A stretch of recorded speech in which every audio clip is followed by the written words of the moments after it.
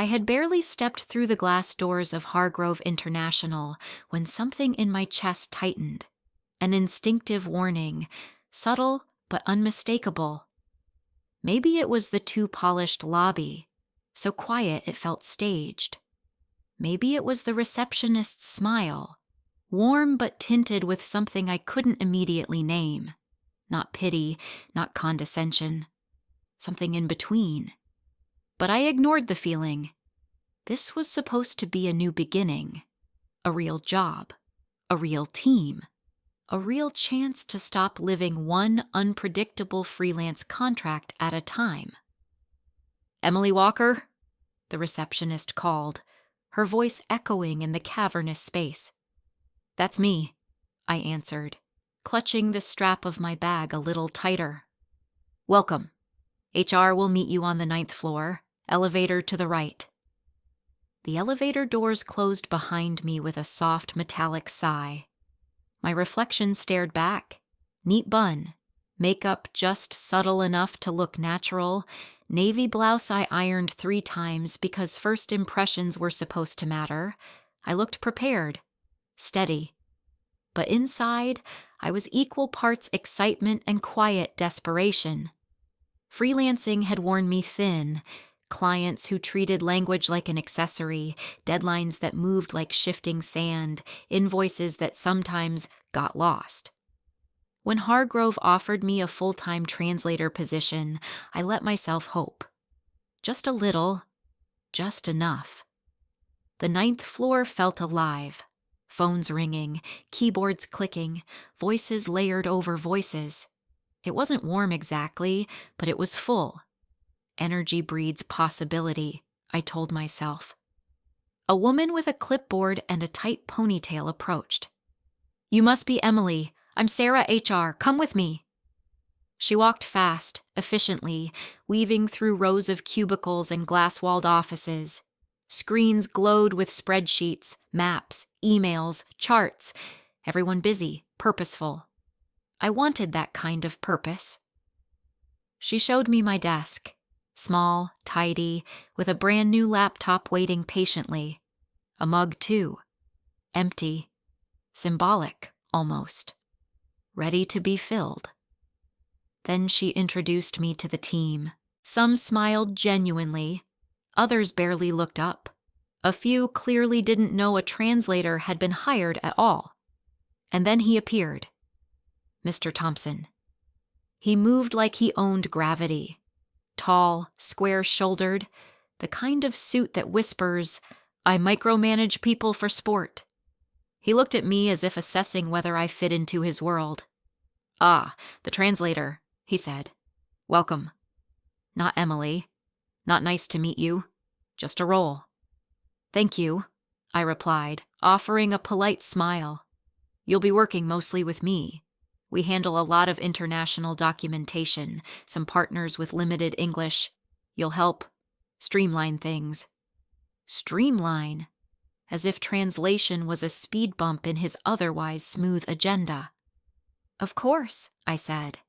He nodded, already half turned away, approving enough to dismiss me immediately. Sarah gave me a small smirk before following him, a look that said, "Good luck." I pushed the thought aside and sat down, opening the laptop. The shared drive was a chaotic jungle, contracts, reports, meeting notes, many already translated. Poorly. Machine-generated gibberish disguised as professional communication. Wrong words, wrong tone, wrong everything. It was a mess. But at least a mess I could fix. I rolled up my sleeves and got to work. Hours slipped by. My coffee went cold. My fingers warmed to the rhythm of actual purpose. For the first time in months, I felt needed. Or so I believed. During lunch, as I walked to stretch my legs, I overheard 2 employees in the kitchenette. "She's the new translator," one whispered. "Why do we need one?" The other replied, "We've been using Google Translate for years." They laughed quietly. I pretended I hadn't heard. I walked back to my desk, spine stiff, breath measured. Give it time, I repeated to myself. But a small crack had already formed. Near the end of the day, Mr. Thompson stopped by my cubicle. "How's everything?" he asked, in the tone of someone grading a student presentation they hadn't listened to. "Good," I said. "Some of the previous translations were inaccurate. I'm cleaning them up." He chuckled, a dry sound. "Well, don't strain yourself. Honestly, we hired you mostly because upper management likes thoroughness. Personally, I think technology handles most of this now." I kept my expression neutral. Machine translation helps, but it can't replace a human, not in negotiations or specialized contexts. He smiled. The condescending kind people use when they think you're naive. "Sure, we'll see." As he walked away, something cold settled in my stomach. A whisper of truth beneath his casual tone. He didn't think I was needed. Worse, he didn't think my entire field was. But that tightening in my chest from the lobby returned, heavier this time, more defined. I had walked into this building hoping for stability. Instead, I had walked into a storm, and I hadn't yet seen the worst of it. I arrived early the next morning, hoping the quiet hum of the 9th floor would steady the unease still lingering from my first day. The office felt half asleep. Computer screens dark, chairs empty, the air conditioning whispering through the stillness. I set my bag down, powered on my laptop, and tried to lose myself in the comforting structure of sentences and meaning. Words made sense. People didn't always. At 9:05, the spell broke. Employees poured in with coffee cups, clipped greetings, and the sluggish shuffle of people still negotiating their relationship with mornings. I was in the middle of correcting a section of a technical manual, one so butchered by machine translation it read like a parody, when Sarah from HR appeared over my cubicle wall. "Team meeting in 5 minutes, she chirped. "Conference room B." I saved my work and followed the slow migration down the hallway. Conference room B was narrow, glass-walled, and already humming with chatter. I slid into a seat near the center, notebook ready. Second day on the job, perfect time to prove I was more than decorative. The meeting began with routine updates, marketing numbers, supply chain delays, a reminder about the upcoming negotiation with new international partners. I listened attentively even when the discussion veered into topics that had nothing to do with my role. I didn't mind. I wanted to show I was adaptable, present, professional. Then it happened. "So," Mr. Thompson said, flipping through the agenda, "quick question about our new translator." A few heads turned in my direction. I straightened. He grinned, tapping his marker against the whiteboard. "Why do we need one?" he announced loudly, "when we've got Google Translate for free?" A couple of people laughed. Not hearty laughter, thin, awkward, brittle. The kind that happens when no one knows if the boss is joking or being an ass. One woman looked down as soon as she made a sound. Another man rubbed his neck and stared at his pen like it had betrayed him. My cheeks grew warm. Mr. Thompson continued, clearly enjoying the reaction. "I mean, it's 2025. Half the world uses AI for this stuff now. All we have to do is hit a button, right?" More uneasy chuckles. He glanced at me, waiting for me to laugh with everyone else, to participate in my own belittling. I didn't. Inside, something hard and sharp twisted, but I kept my face as still as a held breath. I'd learned long ago that calmness unsettles people who expect submission. Sarah from HR cleared her throat. "Machine translation isn't enough for negotiations. That's why Emily's here." Mr. Thompson waved her off. Sure. I guess she'll handle the complicated stuff." It wasn't the words. It was the tone. Dismissive, minimizing. A public shrug at my entire profession. I forced a tight smile. If something's complicated, I'll be here. My voice was steady. Thank God. The meeting fizzled after that. People shuffled papers, avoided eye contact, and escaped the room like it was suddenly too warm. No one said, "Don't take it personally." No one said, "Ignore him." They just dispersed, leaving me to gather the shards of my dignity alone. Back at my desk, I pretended to review a document, the text blurring before my eyes. A hollow ache sat beneath my ribs.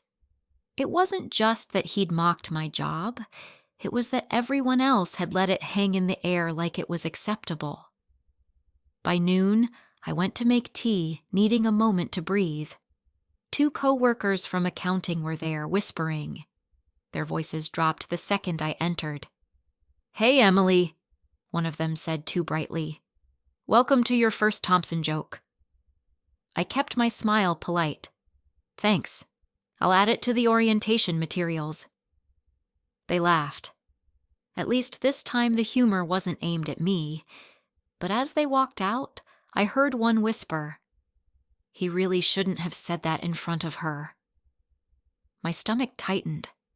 I carried my tea back to my desk, the warmth doing nothing to thaw the cold knot forming inside me. An hour later, Mr. Thompson appeared at my cubicle, leaning against the partition as if nothing had happened. "You know I was just messing around," he said. "We like to keep things casual here."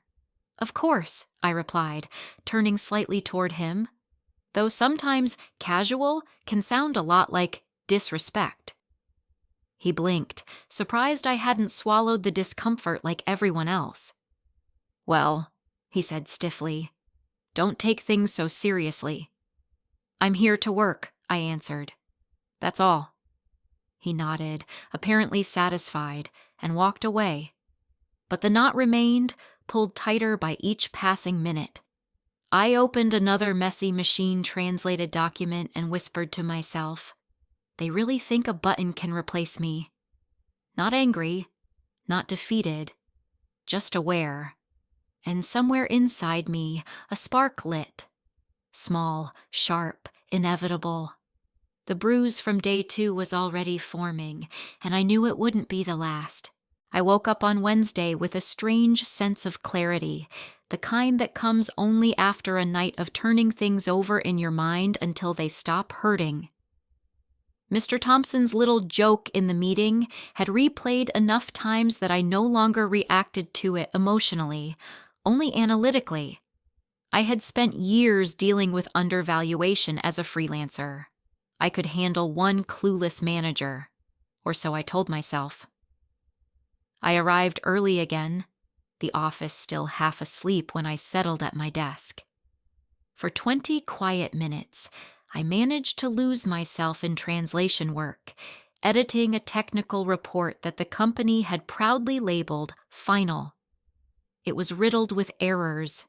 The machine had mishandled abbreviations, skipped context entirely, and invented terminology that didn't exist in any language.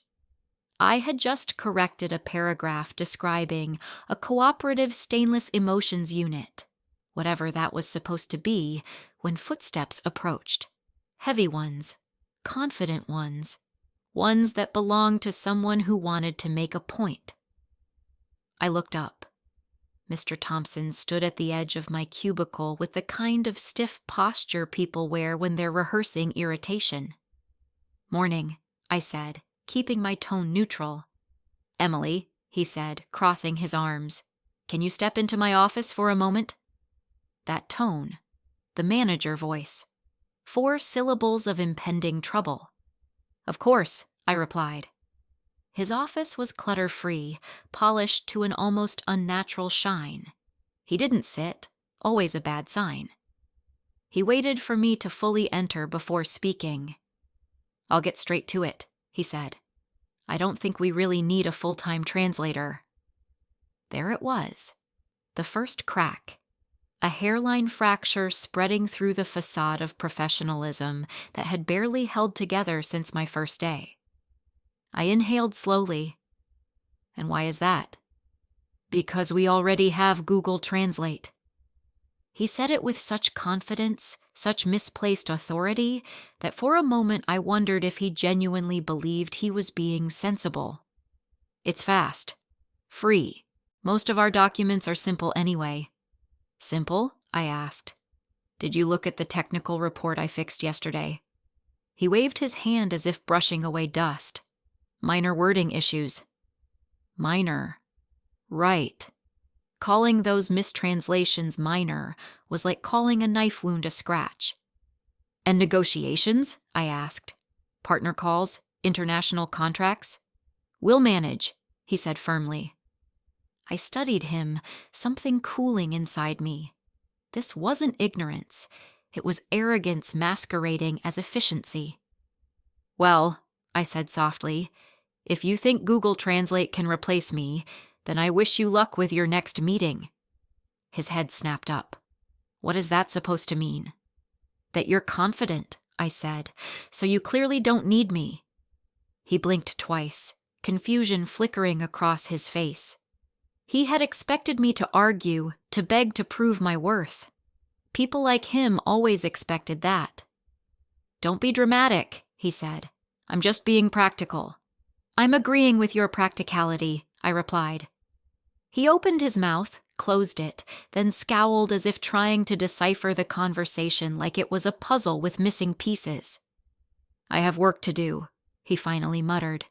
You can go. Gladly. I walked out with a steadiness I hadn't expected. No shaking hands, no burning embarrassment, just clarity. Something inside me had shifted, subtle but decisive. He didn't value my work. He didn't understand my work. Worse, he didn't want to understand it. Back at my desk, co-workers darted glances my way. News traveled fast in offices like these, faster than competence, slower than gossip. I ignored them and opened a new translation. The familiarity soothed me. Around noon, I overheard 2 employees in the kitchenette reviewing documents. They were preparing for a major Monday meeting with important partners, James Reed and Linda Park, a negotiation that would influence the next quarter's projections. And they were using machine translation for everything. All set? One asked. Yep. Google did its thing. It's fine. Fine. The corporate synonym for disaster waiting to happen. I didn't intervene. Not yet.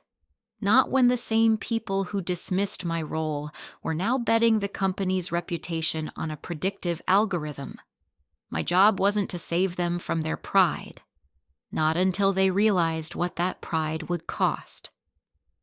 I returned to my desk, finished reviewing a contract, and leaned back. The office hummed around me, oblivious. They didn't see the fracture forming along the foundation. They didn't hear the quiet ticking of a mistake counting down, but I did. And for the first time, I didn't feel obligated to warn them. If they wanted to prove they didn't need a translator, Monday would give them the perfect opportunity. The perfect, catastrophic opportunity. And the first crack would split wide open. By Monday morning, the 9th floor hummed with a nervous energy I hadn't felt before. People walked faster, talked quieter, and hovered around printers as if waiting for them to spit out salvation instead of paper. Even the usually cheerful receptionist had a crease between her brows when I stepped off the elevator. Something big was happening. I slipped into my cubicle, opened my laptop, and began reviewing a document I had been polishing on Friday, but it didn't take long before the whispers around me turned into full sentences. They're arriving at 10. James Reed and Linda Park. Did you see their portfolio? This deal could change next quarter entirely. I sat back slowly. Reed and Park. The names were familiar. Big clients, international partners with a reputation for meticulous standards and zero tolerance for sloppiness. Exactly the kind of people who benefited most from proper translation. Exactly the kind of people I should have been helping prepare for. But my inbox was empty. My calendar had no invitations. No one had asked for my input. I opened the shared folders. That's when I saw it. A thick stack of newly updated documents, contracts, proposals, summaries, and complex negotiation outlines, each marked as final draft. And every single one had been translated badly, sloppily, obviously, by a machine. I clicked through page after page, and my stomach sank. Mistranslated idioms, garbled terminology, sections so literal they no longer made sense. One paragraph that made such a bizarre tonal shift, I checked twice to make sure it wasn't a prank. It wasn't. They had actually chosen to use machine translation for the biggest meeting of the quarter. I leaned back in my chair, stunned. Not because I hadn't expected this eventually, but because they had been careless enough to do it when everything was on the line. The arrogance of it was almost impressive. For a moment, I considered forwarding a note to someone, anyone, warning them about the disaster waiting to happen. But then I remembered Friday. I remembered Thompson's tone, his smirk, the condescending wave of his hand as he declared me unnecessary. I remembered how they had confidently decided Google Translate was good enough. So I closed the document. If they didn't want me involved, I wasn't going to fight for a seat at a table where my presence was treated like a luxury. At 9:30, voices grew louder. Chairs scraped. Doors opened and shut in quick succession. Through the glass wall of the hallway, I saw visitors stepping out of the elevator. James Reed, tall and composed, Linda Park, calm but sharp-eyed, and 2 assistants carrying briefcases that looked heavier than some of our department's logic. My coworkers rushed to greet them with bright smiles and rigid posture. They ushered them down the hall toward the large conference room, carrying stacks of the same poorly translated documents, the ones I had looked at minutes earlier. I watched it all with a strange detachment, like watching a train approach a broken track. Not with glee, not with anger, just a quiet, inevitable awareness of what was coming. I turned back to my computer. The office grew strangely still, the way places do right before something snaps. Through the wall, muffled voices floated out, greetings, introductions, polite laughter. Then silence, then the shift. It came softly at first, like a question asked twice. Is this correct? No, that can't be what they meant. Where did this translation come from? Chairs scraped, papers rustled. The hum in the building changed pitch. I closed my eyes and exhaled. There it was. Within minutes, hurried footsteps filled the hallway. 2 employees rushed past my cubicle, then another. Then a manager with a frantic look in his eyes. Someone whispered, "This is bad," while another muttered, "They're furious." Still, no one came to me. I stared at my dark computer screen for a moment, seeing my faint reflection, calm, steady, and strangely unsurprised. They had wanted to prove they didn't need me. Today, they would learn what that actually meant. At 10:27 a.m., my screen lit up with a message. Just one. From Thompson, subject. Come to my office. Now. I didn't move. 30 seconds later, he appeared in person, breathing hard, his tie crooked, palms damp. He looked at me with a mix of desperation and disbelief, as if shocked that the fire he had set was now burning him. "Emily," he said, barely controlling the tremor in his voice, "we need you in the meeting." For the briefest moment, I let the silence hang. "Why?" I asked softly. "I thought Google Translate was enough." His face went pale. "That's not. Emily, please. This is urgent." Behind him, people had stopped pretending not to listen. Their eyes were on me, worried, hopeful, guilty. The irony tasted sharp in the back of my throat. He swallowed. "They're angry. They're threatening to walk out." He lowered his voice. "This is going to cost us everything." I clicked my laptop closed. "I'll help," I said. "But understand something." He blinked, tense. "You chose this, not me." He didn't argue. He couldn't. When I stood, every conversation around us stopped.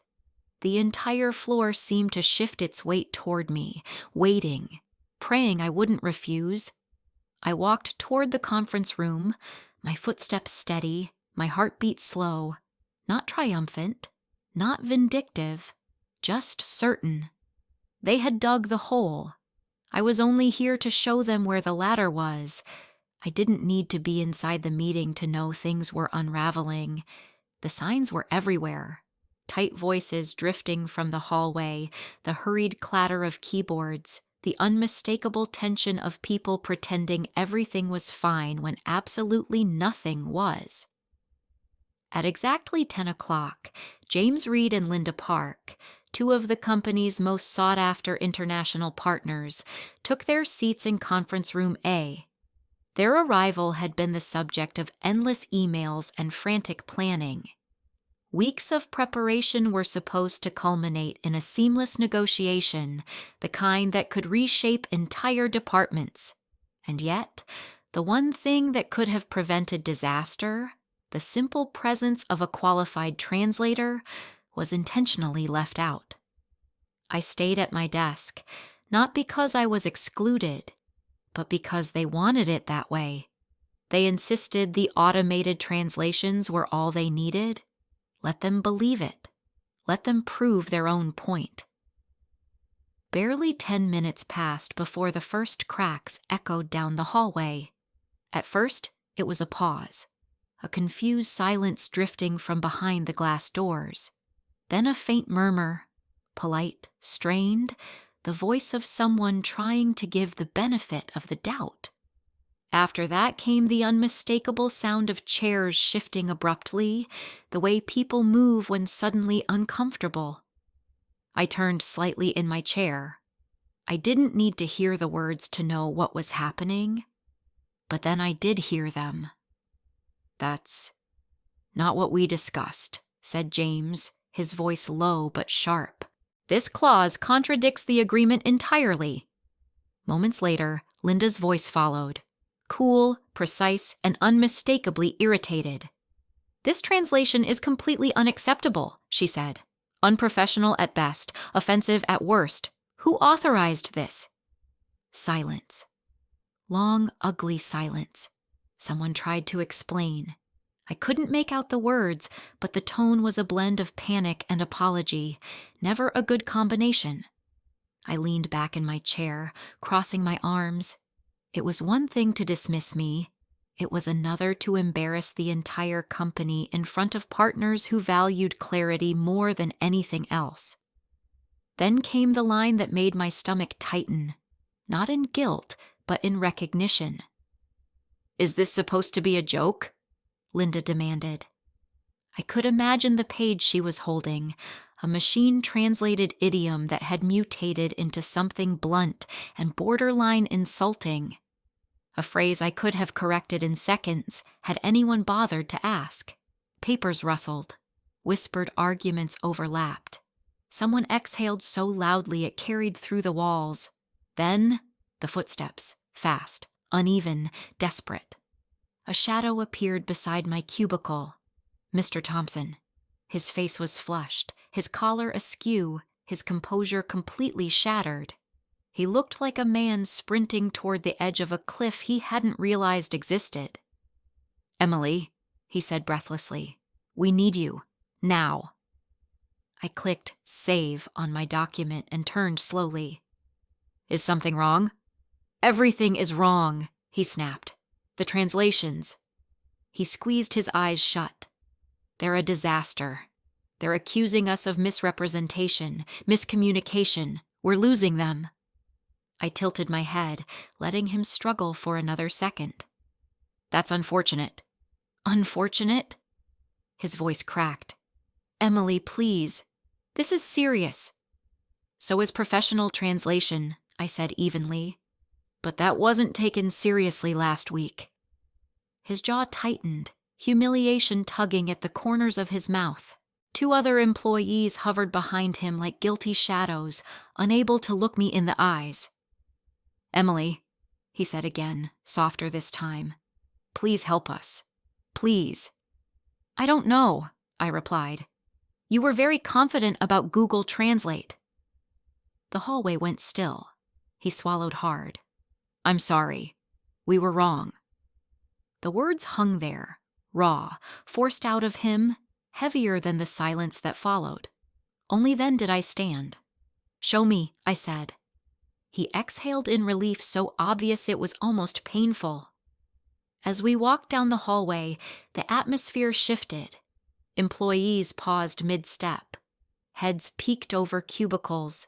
People exchanged whispers, the kind that only happen when the person being whispered about suddenly becomes central to the company's survival. Mr. Thompson pushed open the conference room door. Inside, the tension was thick enough to taste. James leaned back in his chair, arms crossed. Linda stood with her hands on the table, a stack of papers in front of her like evidence in a courtroom. Everyone turned when I entered, and in that moment, something shifted. Not in me, but in them. Recognition, relief, the realization of exactly who they had underestimated. I walked forward, the room silent except for the faint hum of the overhead lights. "Good morning," I said, my voice steady. "Let's see what went wrong." No one argued. No one deflected. No one joked. They knew. And now they would finally learn. By Monday morning, the entire 9th floor vibrated with a frantic, unnatural energy. People rushed past my desk, clutching laptops, folders, and half-finished coffees, their expressions pale and tight, as if they knew some invisible countdown had already begun. I didn't need anyone to explain what was happening. I had been expecting this moment since the day Thompson proudly announced that Google Translate would be good enough. The partners, James Reed and Linda Park, arrived at 10 sharp. Their presence rippled through the office like a pressure wave.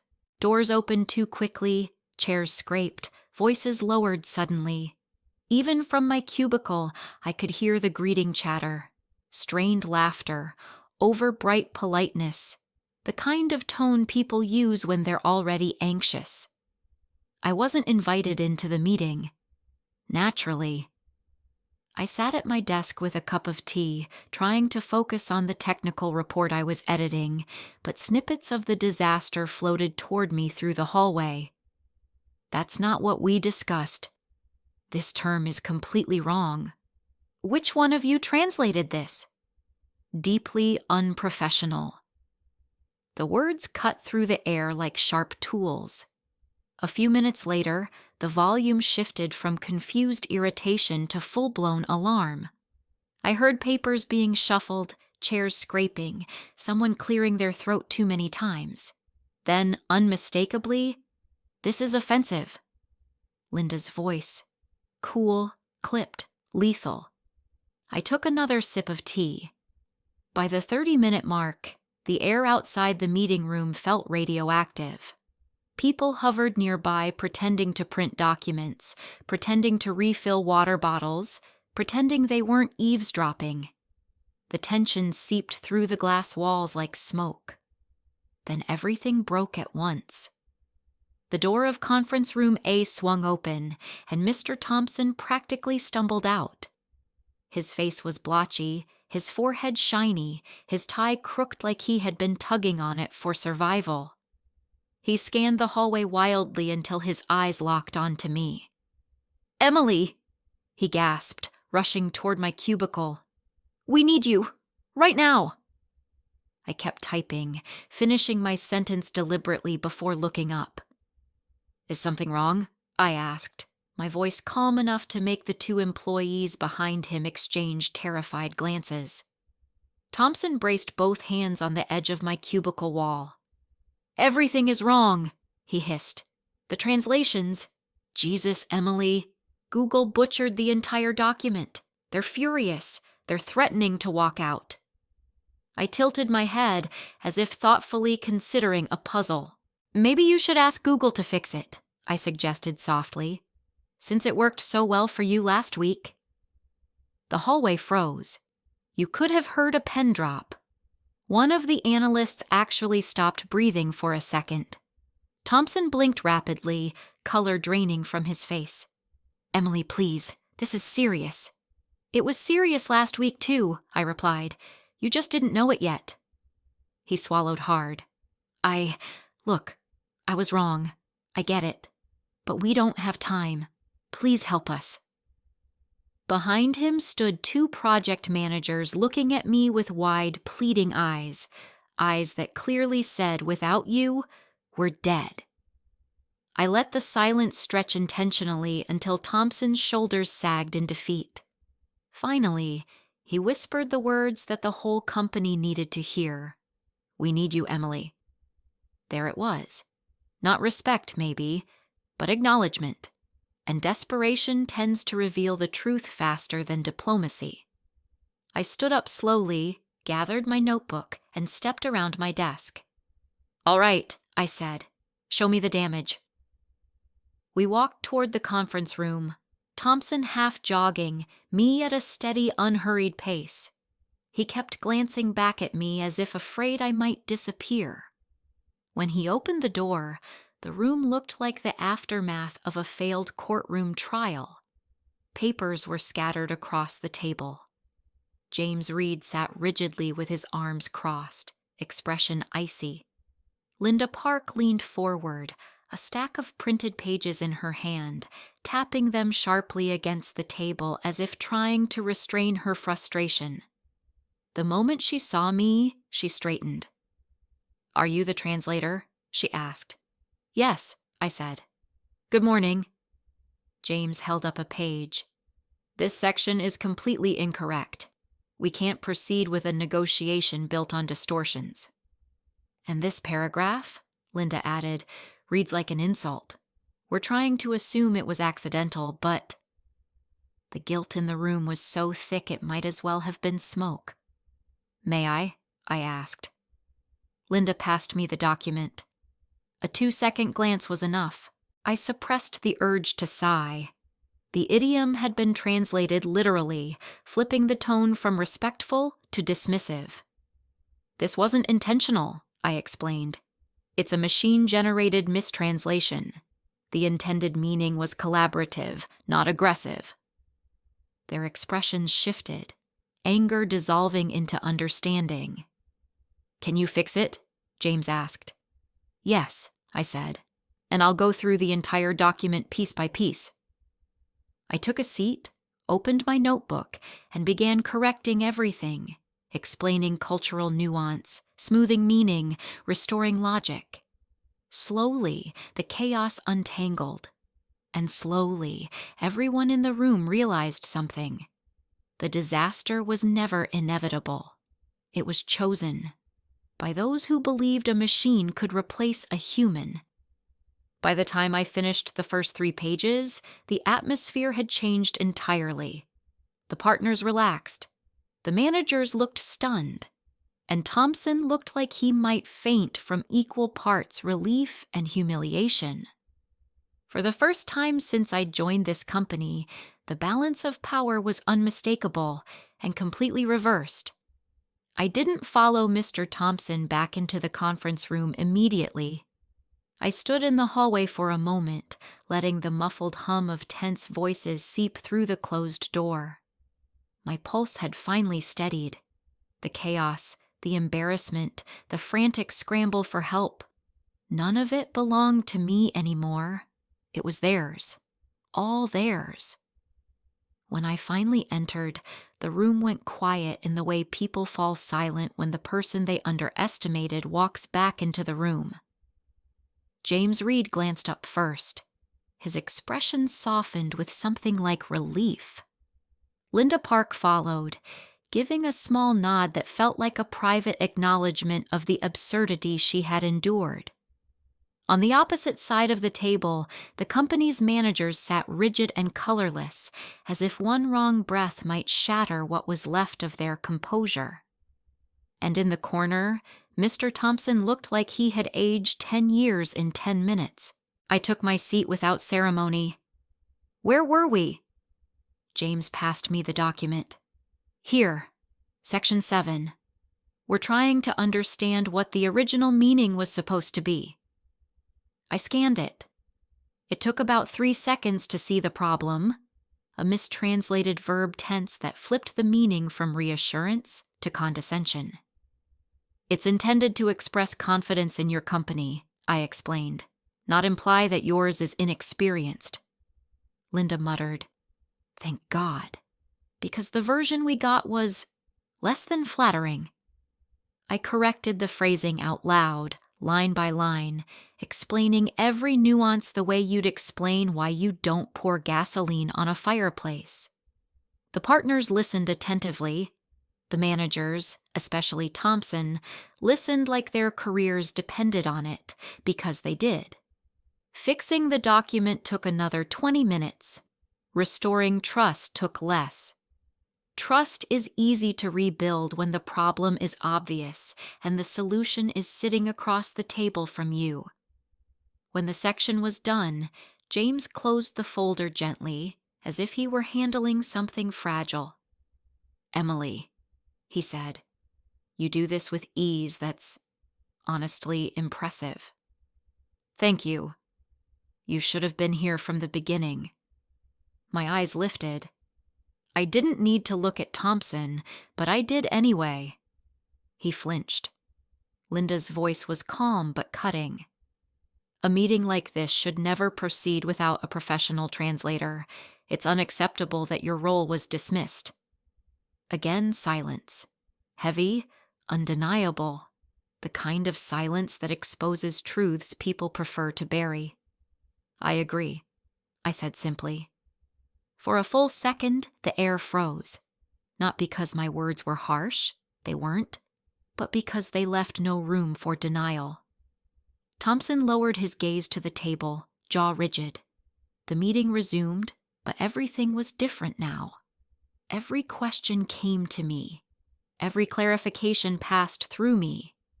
When someone tried to interpret a phrase themselves, the partners looked at me for confirmation, not them. And the managers, the ones who had barely looked at me all week, suddenly couldn't function without glancing in my direction.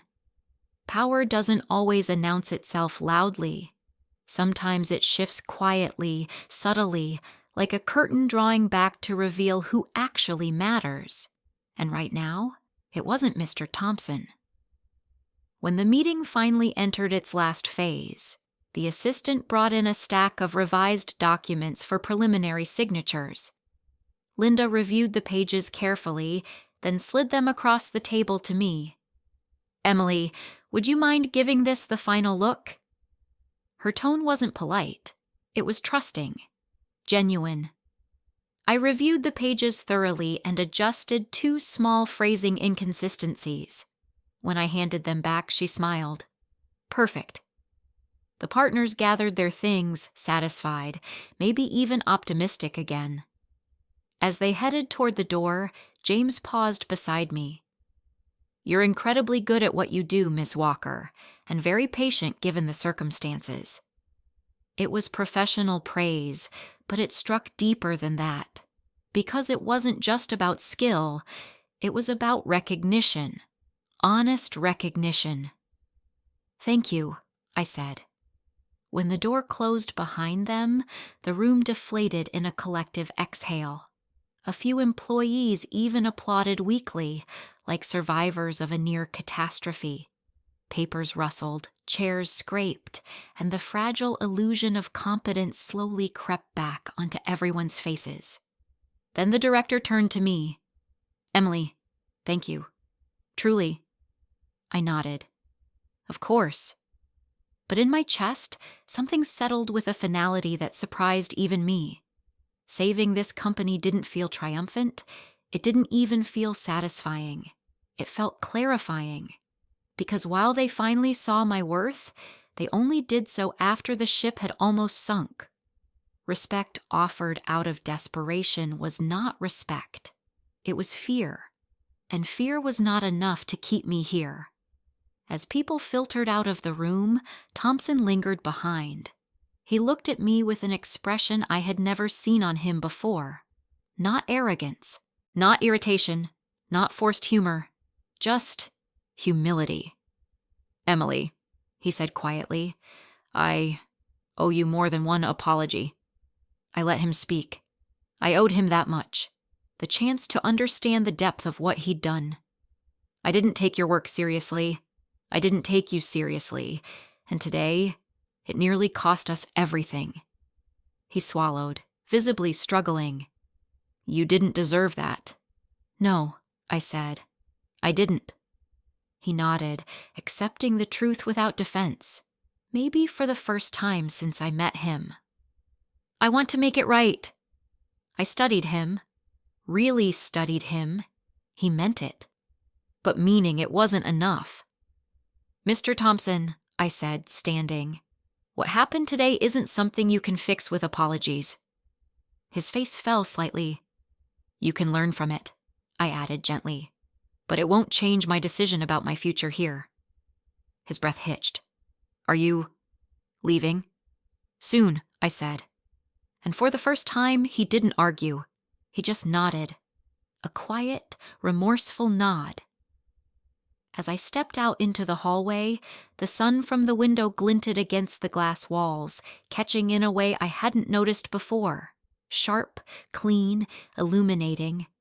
The shift was complete. I wasn't invisible anymore, and I wasn't staying. When I re-entered the conference room, the atmosphere had changed in a way that was almost palpable. The earlier chaos still lingered in the corners like stale air, but the center of the room felt steadier, anchored somehow.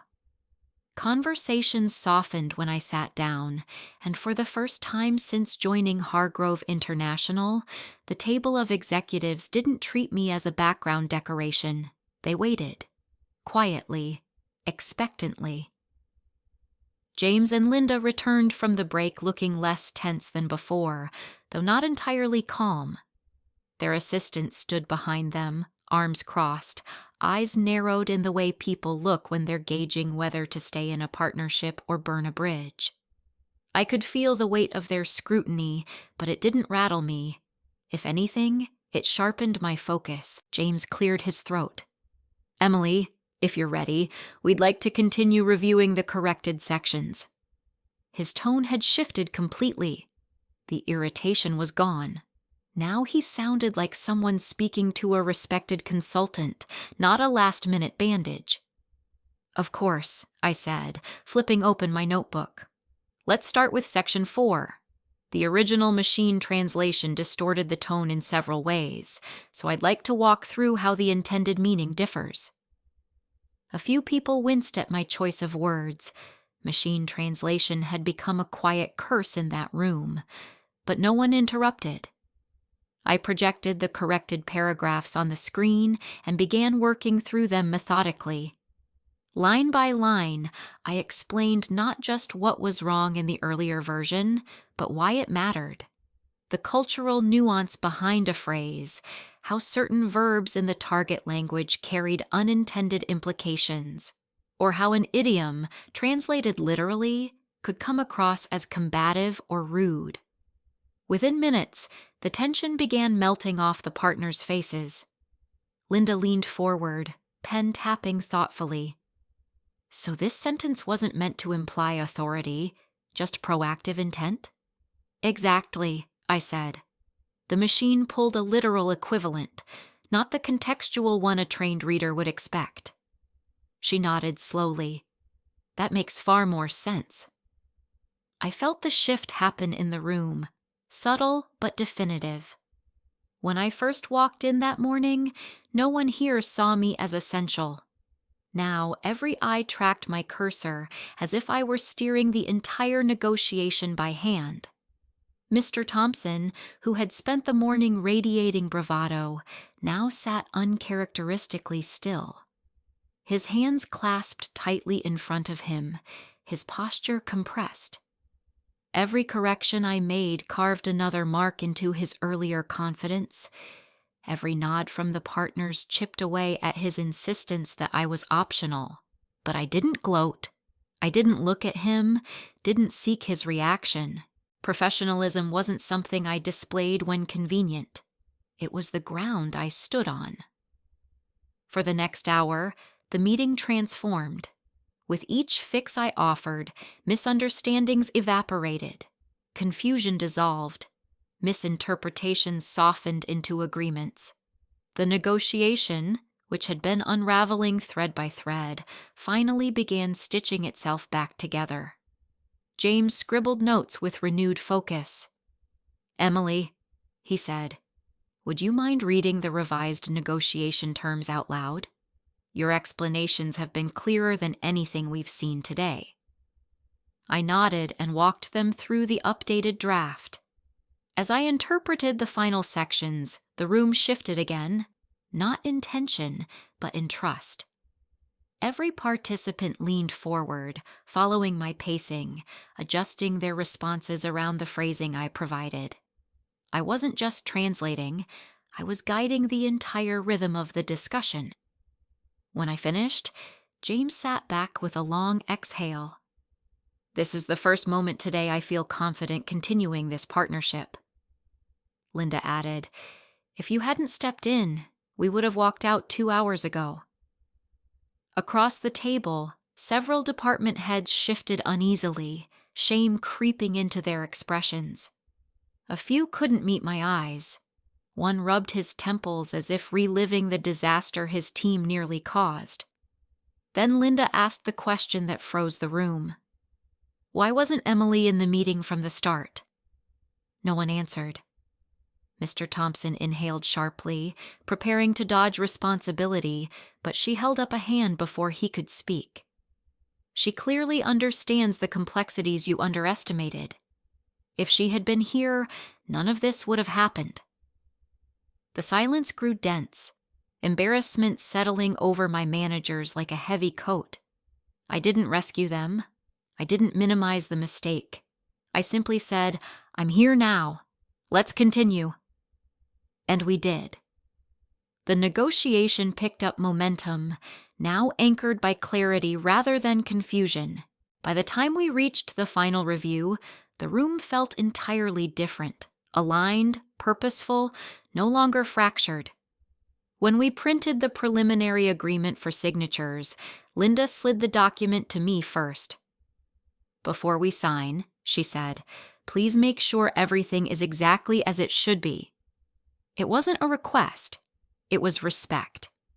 I reviewed every line carefully, making one minor correction, then handed the packet back. "Everything is accurate now." James smiled, genuine, not polite. "Thank you, Emily. You've made all the difference today." Around the table, my coworkers shifted with a mixture of relief and discomfort. Some nodded gratefully. Some looked away. And at the far end, Mr. Thompson stared down at his folded hands, as if seeing the outline of his own downfall etched in the wood. When the partners finally left, satisfied, confident, shaking hands with controlled optimism, the room exhaled collectively. But instead of relief, I felt something else. Finality. The meeting was salvaged. But my place in this company? Already gone. The office was still buzzing from the aftermath of the salvaged meeting when I stepped out of the conference room. The tension that had once strangled the floor now hovered in an uneasy calm, like the air after a storm. Quiet, but carrying the unmistakable smell of damage.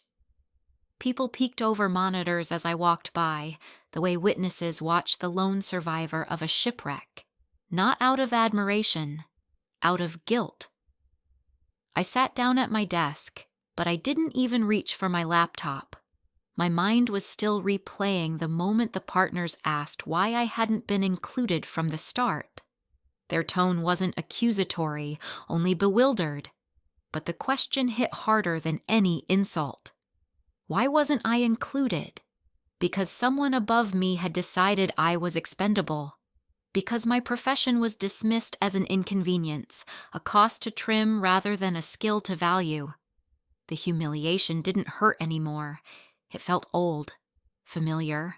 The kind of wound that stops bleeding not because it heals, but because you finally stop caring. A soft knock broke my thoughts. When I looked up, the director of Hargrove International, Mr. Harrison himself, stood outside his office, motioning for me to come in. That alone was unusual. Directors didn't call down to meet employees. Employees went to them. His office was polished, spacious, lined with awards and glossy photos of him shaking hands with people who smiled the same strained corporate smile. He shut the door behind me and gestured for me to sit. He looked like a man preparing for surgery he wasn't trained for. "Emily," he began, folding his hands on the desk as if the gesture itself might soften the conversation. "I want to express my gratitude for what you did today. You took a disastrous situation and turned it around." I nodded politely. No warmth, no reassurance. I wasn't there to comfort him. "It was an important meeting," he continued.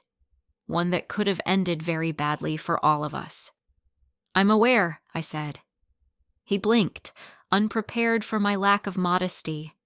Perhaps he expected me to downplay my role, to say something humble like, "It was nothing, just doing my job." But humility is a currency best spent where respect exists. He cleared his throat. "We've also been reviewing the misunderstandings that led to you being excluded from the preparation process. Certain decisions were made too hastily. Decisions made because someone assumed a machine could replace a trained translator," I said, my tone even. "Not a misunderstanding, an attitude." He swallowed. "The truth tends to do that." "Well," he said, leaning forward, "we want to fix that, starting immediately." There was something almost rehearsed in his tone, like he'd practiced the next line in a mirror. "We're prepared to offer you a significant salary adjustment. In fact," he paused for effect, "we're prepared to double your salary." The number hung in the air like bait, a very expensive, very desperate hook waiting for me to bite. "And," he added quickly, "we want to formally expand your responsibilities. More authority in cross-department meetings, direct involvement in international communication planning, a more central role overall." I almost laughed, not because the offer was funny, but because it was so blatantly reactive. They valued me only when the consequences of not valuing me became too large to ignore. "You're offering twice the salary for the same skills I had yesterday," I said. "What changed?" "You proved how essential you are," he replied. "Today," I emphasized. "Only today." He hesitated, and in that hesitation was the whole truth. If the meeting had gone smoothly, if the partners hadn't noticed the mistranslations, they would still be joking about using Google Translate. They would still be dismissing my role as a luxury. They would still see me as an optional line item on a budget spreadsheet. Respect that only appears in crisis is not respect. It's fear. I leaned back in the chair. "Mr. Harrison, I'm not dismissing your offer. It's generous, desperately generous. But my dignity is not for sale." He looked stunned, as if I had misread the rules of corporate survival, as if declining a higher salary was irrational. "My worth doesn't suddenly double because the company made a mistake," I continued. "And if my value only becomes visible when everything falls apart, then you never valued me to begin with." He opened his mouth to speak, but no words came. He looked like a man realizing too late that respect cannot be retrofitted. "I'm not staying," I said quietly. Silence. Uncomfortable. Heavy. Final. Mr. Harrison exhaled slowly and pressed his lips together, defeated. "If that's truly your decision, Then I wish you the best. I stood. Thank you. When I walked out, the office fell silent again. Conversations stopped. Chairs froze mid-swivel. I wasn't sure whether they were afraid for me or of me. Maybe both. I returned to my desk and began gathering my belongings. A few coworkers approached. Soft voices, hesitant eyes, offering half-formed apologies that felt too late to matter. But I didn't feel anger anymore, only clarity. The moment I placed the last item into my bag, I felt something loosen in my chest, something that had been tightening since the very first day inside those glass doors. It was relief, it was freedom, and it was long overdue. I arrived at the office the next morning with a calmness that surprised even me. There was no tension, no uncertainty, only clarity. The 9th floor hummed with its usual background noise, but it all felt strangely distant, like echoes from a world I was already leaving behind. My desk looked exactly as I'd left it, a half-finished stack of documents, a cold mug, and a laptop that had faithfully endured every chaotic moment of the last week. I didn't sit right away. Instead, I took a slow breath and let the decision settle inside me one last time. I wasn't leaving in anger. I wasn't running. I was choosing something better than what this place had ever chosen for me. I opened my laptop, typed my resignation letter, and printed 2 copies. The machine hummed its way through the pages, as if unbothered by the finality they carried. I held the papers for a moment, feeling their warmth fade. Strange, how something as simple as a sheet of paper could feel like liberation. I walked to the director's office. Mr. Harrison glanced up, and for a second, just 1 second, I saw hope flicker across his face. "Emily," he said, smiling too warmly. "Good morning. I wanted to talk to you about—" "I'm resigning," I said, placing the letter on his desk. The smile collapsed. "You're— what? Why?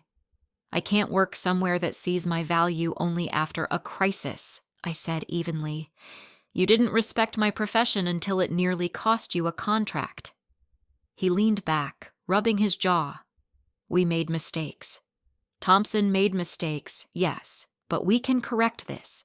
Emily, we're prepared to double your salary, effective immediately." I held his gaze. If I'm only valued after everything burns down, then I was never valued at all. The room went still. He exhaled slowly, the fight draining out of him. "If that's your decision," he said quietly, "then I wish you the best." I nodded, turned, and left without looking back. When I returned to my desk, a hush spread across the floor. Conversations paused. Chairs stopped rolling. People watched me with wide, uncertain eyes, some surprised, some guilty, some quietly supportive. I gathered my things, my notebook, my mug, a few pens, small pieces of a chapter that was ending. As I reached the elevator, I heard hurried footsteps. "Emily, wait." Mr. Thompson. He looked different. Not arrogant, not defensive, just human, standing in the aftermath of his own choices. "I heard," he said softly. "Is there really nothing I can say to make you stay?" "No," I replied. "But I hope you learn from all of this." His shoulders dropped. "I'm sorry," he said, simple, sincere, unguarded. "I know," I replied. "I still have to go." The elevator opened. I stepped inside, and he stayed where he was, watching the doors close as if they were sealing something he'd never get back. When I reached the street, the air felt cold and sharp and wonderfully clean. I walked a block, letting my pulse settle, letting the city noise replace the corporate hum that had lived in my head all week. For the first time in days, I felt the weight leave my shoulders. Then, my phone buzzed. Email. Offer of employment. Horizon Global Communications. I stopped walking. The message was concise but warm. They had heard about my work during the negotiation. They valued human translators. They offered stability, respect, a higher salary without needing a disaster to justify it.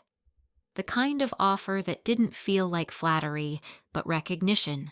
I read the email twice, feeling something bloom in my chest that I hadn't felt since my first day at Hargrove. Hope without conditions. I accepted the offer with a single tap. As I continued down the sidewalk, I felt a lightness in my steps. Not because I had escaped something terrible, but because I had walked toward something better. Leaving wasn't defeat. It wasn't surrender. It was choosing myself after being overlooked one time too many. A breeze swept down the street, tugging gently at my hair. I tilted my head upward, letting the sunlight warm my face. For the first time in a long time, I wasn't bracing for anything. I wasn't fighting to prove my worth. I wasn't waiting for someone to notice what I brought to the table. I was free. And as I walked forward, steady, certain, unafraid, I knew one thing with absolute clarity. This wasn't an ending. It was the beginning of everything I had deserved from the start.